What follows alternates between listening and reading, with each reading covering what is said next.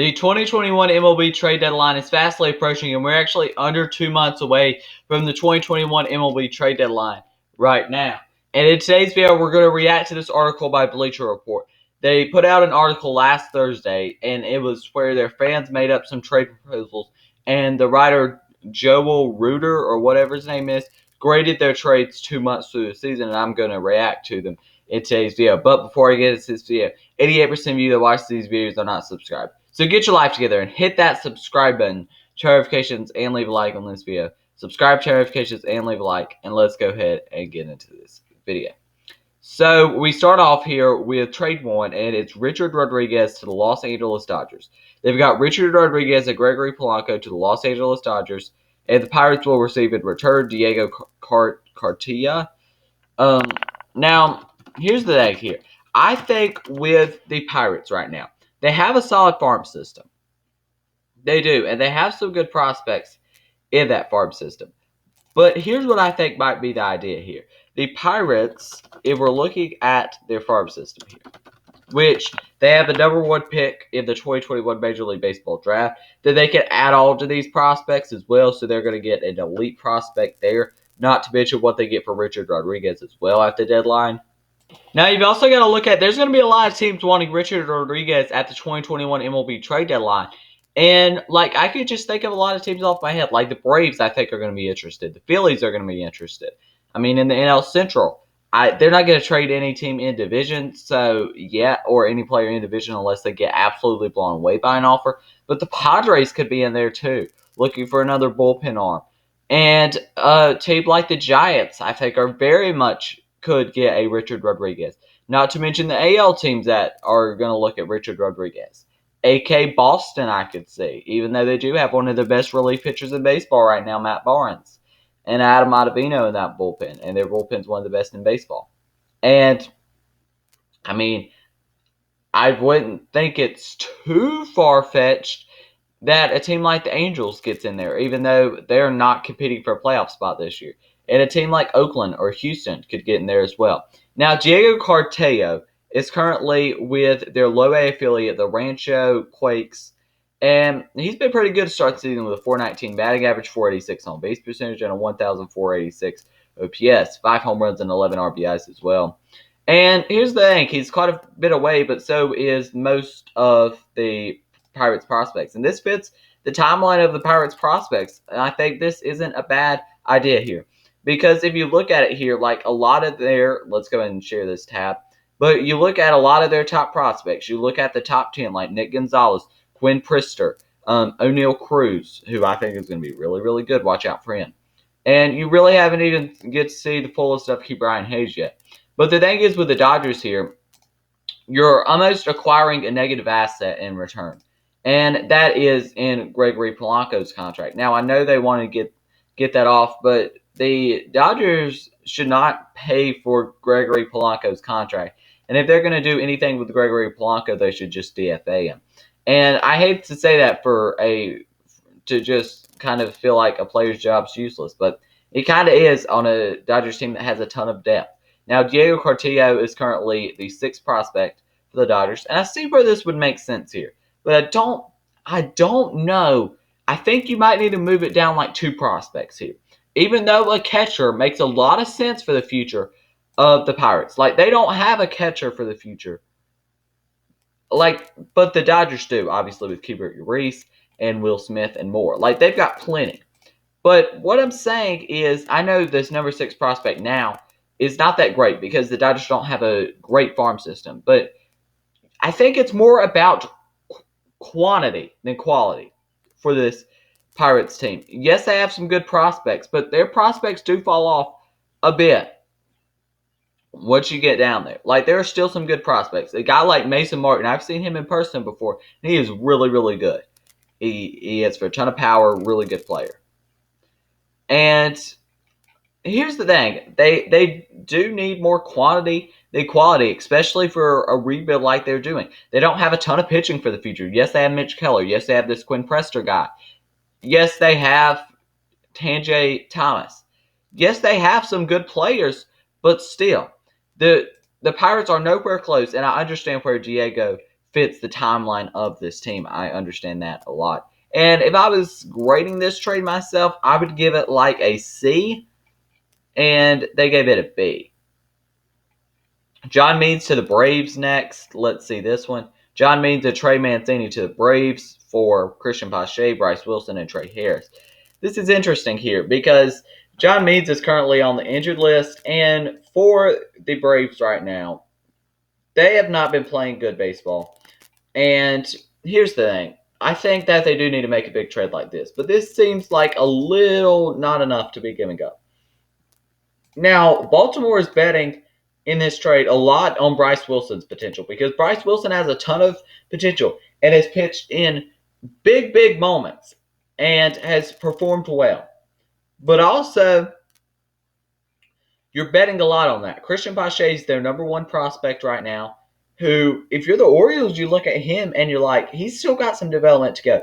Because as good of a defensive player as Christian Pache is, he's still got a ton offensively left. And he's a very raw prospect still. Yes, he is major league ready right now. But like I said, he's still tremendously raw. And he will be better in Baltimore. And that's just because he's going to get an everyday playing spot in that outfield. And I don't know where Cedric Mullins moves, but I know that he's probably going to get a job in that outfield.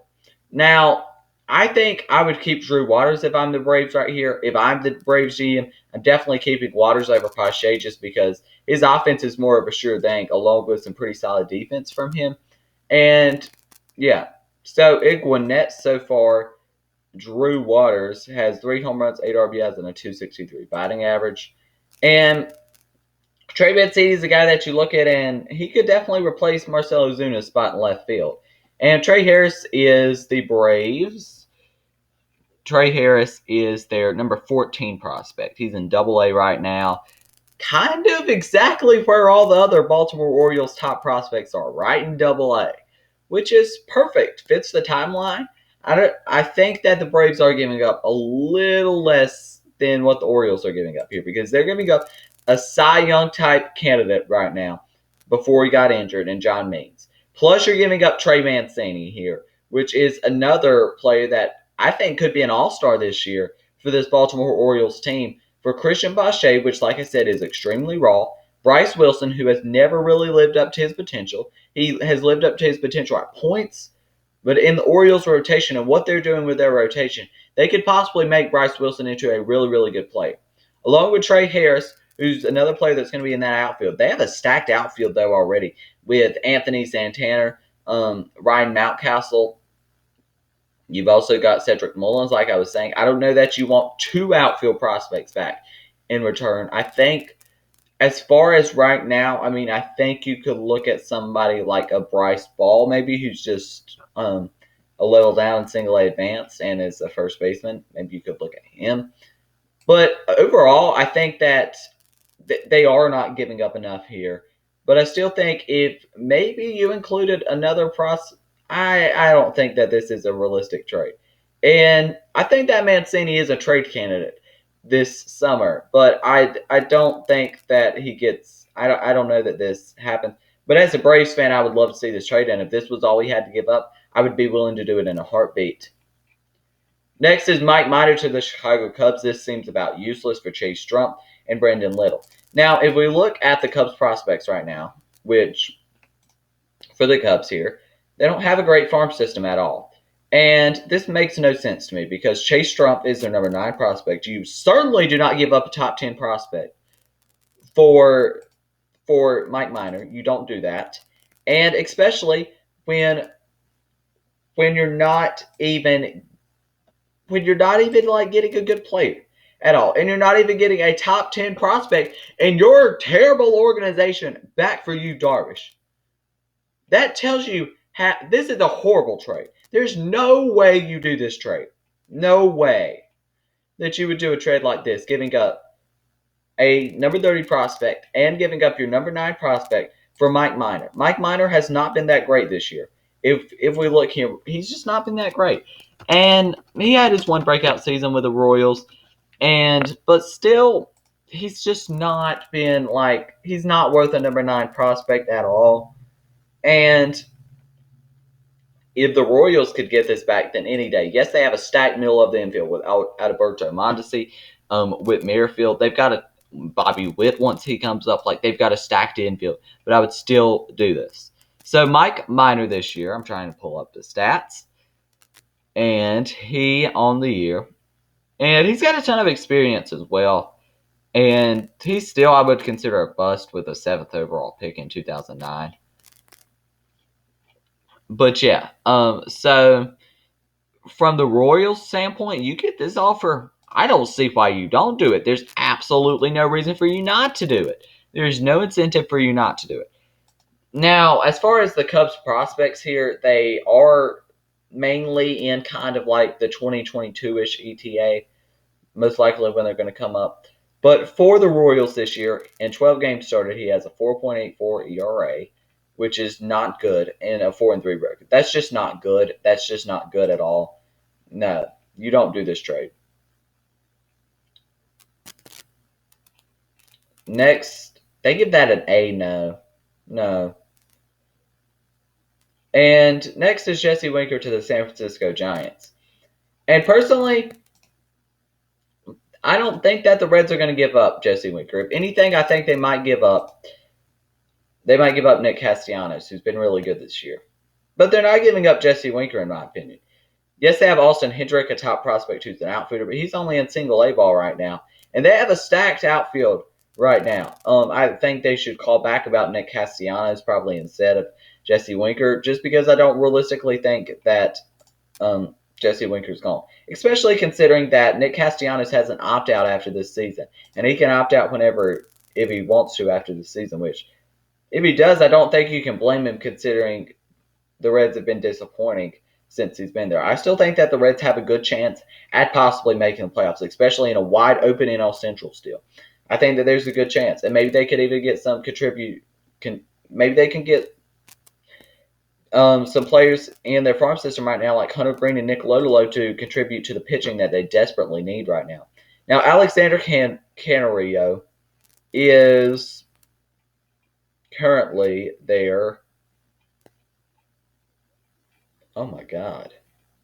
Is he even on this list? Holy crap. He is not even on this list. Oh my God. Alexander Canaria. He is not even on this list. What a bad trade.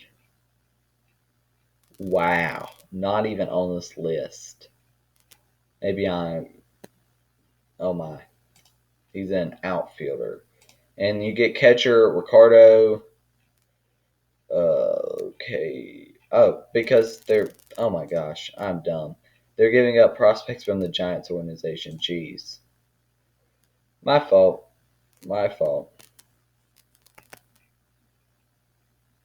Yeah, Canaria is their number 9 prospect. And the Giants, if you can do this trade, I would definitely think about it because you've got a ton of catching prospects already. You just drafted Patrick Bailey in the 2020 draft along with Joey Bart, who was your number 2 overall pick in 2018, I'm pretty sure. And this catching prospect is 28th. No, you don't do this trade. That is too little to be giving up. No way the Reds do this trade. And no way they even do it for Nick Castellanos the way he's playing right now. Wouldn't make any sense at all. If I was grading this trade, I would give it a straight up F. Max Scherzer trades galore. John Heyman was saying the other day, which is a pretty reliable source, that there's a good chance that Scherzer's not traded at the deadline. But let's go ahead and look at this trade to the Dodgers with Brad Hand in exchange for Keibert Urias, DJ Peters, Dennis Santana. No, I'll just X that one out real quick for you. This one's a no too. Like he said, Blue Jays are not trading Bichette. Don't even get it in your head. And that's another trade. The Cardinals are not trading Nolan Gorman and Matthew Liberatore, 2 top 50 prospects in baseball, for a half-a-year rental. No.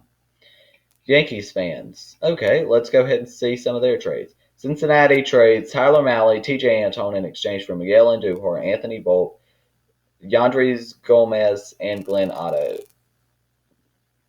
I don't think that the that the Reds should do this. TJ Antone has had a fantastic season. And, I was on the TJ Antone hype trade before the season.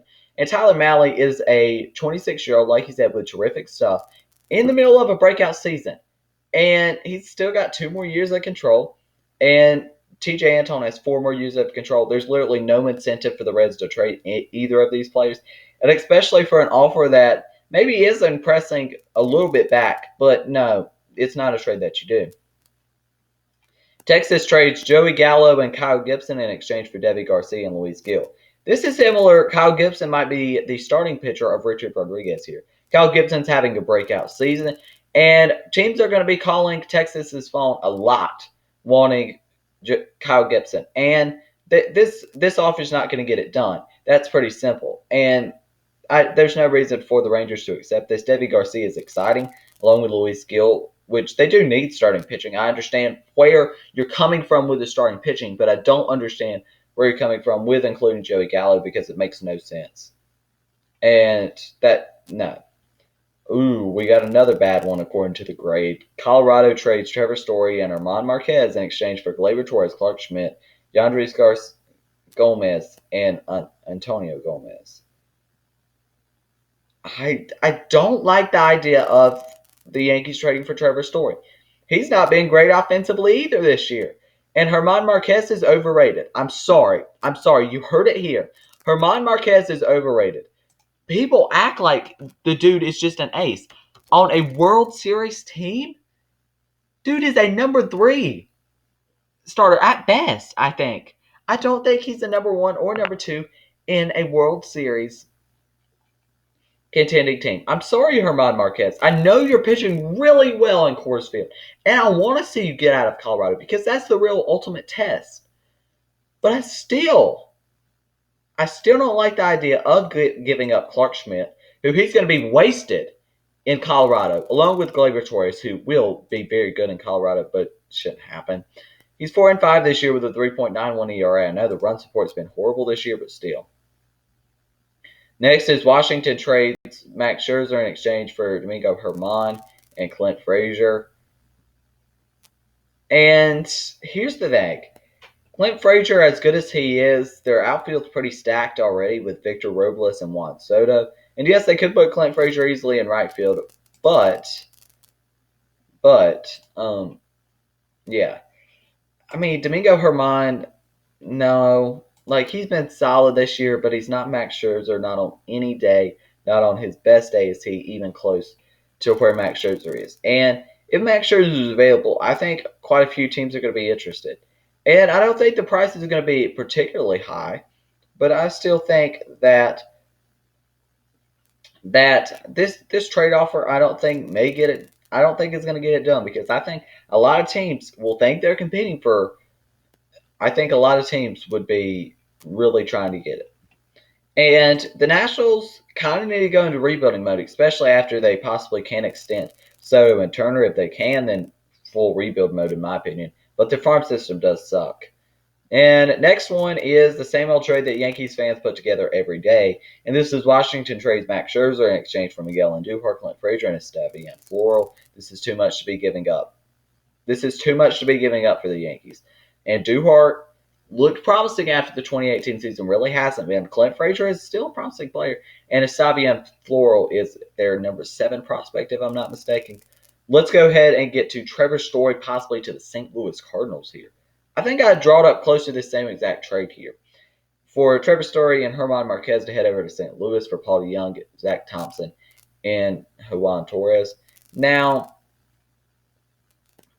and this guy says one consistent throughout this round of trade proposals was an undervaluing of German Marquez. I mean, I guess I do a little bit of that myself. But German Marquez is a player that still, he's going to be a solid player. I'm not even trashing German Marquez. He's still going to be solid. And along with Trevor Story, who's a 2-month rental, but I do have confidence in possibly the Cardinals re-signing him. And why wouldn't Trevor Story want to re-sign with St. Louis? There's no incentive for him not to re-sign with St. Louis, in my opinion. Paul DeJong is an overrated shortstop, honestly. I think that they really need a new shortstop. He's just not been productive. And Zach Thompson and Juan Torres, I'm definitely willing to give up for Trevor Story. And if you do end up losing Trevor Story, I think I would still be decently happy with this trade if I'm a Rockies fan or a Rockies and Cardinals fan. They're giving it an F. I don't think that, here's the thing, I don't think that the Rockies are going to get much of anything back for Trevor Story. And this may seem a little crazy just because the Rockies actually get some good talent. And Trevor Story needs to be traded for whatever it can. I don't know about German Marquez. It depends if the offers are there or not. But Trevor Story needs to be traded. He's not resigning there. Next is a Luis Castillo for Mitch Haniger blockbuster. Mitch Haniger's been the way better player this year. And Justin Dunn, honestly, has been a better pitcher than Luis Castillo this year. That's just been facts.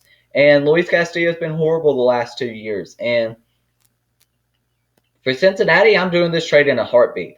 I know that Luis Castillo is a promising young pitcher, but you get one back in Justin Dunn and Mitch Haniger. I know that you're going to have a crowded outfield there, but you have 3 all-star caliber outfielders in that outfield. You can find ways to work with that. And here's the thing. I think that Mitch Haniger is going to have to be paid after this offseason. So that's one thing that I think may kind of make this trade a not done deal. And that's why I really don't think the trade gets done. I don't think Cincinnati wants to pay another outfielder big money. They're already paying Castellanos. They're going to have to pay Winker in the future. And yeah, next is an absurd Kris Bryant for Bichette swap.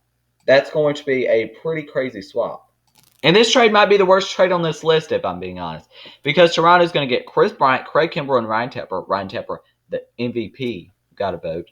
But Chicago gets Bo Bichette, Randall Grichuk, Alex Manano, Nate Pearson, and Austin Martin. Crazy. Crazy. Crazy, crazy, crazy. No way you do this trade if you're Chicago. Absolutely no way. Kris Bryant's a 2-year rental, along with Craig Kimbrell, who, yes, is going to be good, and Ryan Tepper's been good, but you're not giving up your whole future squad for these players. There's no way you do this. Bo Bichette is a promising young star in Major League Baseball. Not to mention you get Alex Manano, Nate Pearson, and Austin Martin. Obviously, if the Cubs are doing this in a second. But baseball trade values and 264 to 12, that tells you how much value that you're getting. Yes, you're getting Kris Bryant, and if you can re-sign him, this trade still looks bad, honestly. There's nothing much to talk about here. For one, it's not happening, and it's just not happening, and it's a bad trade.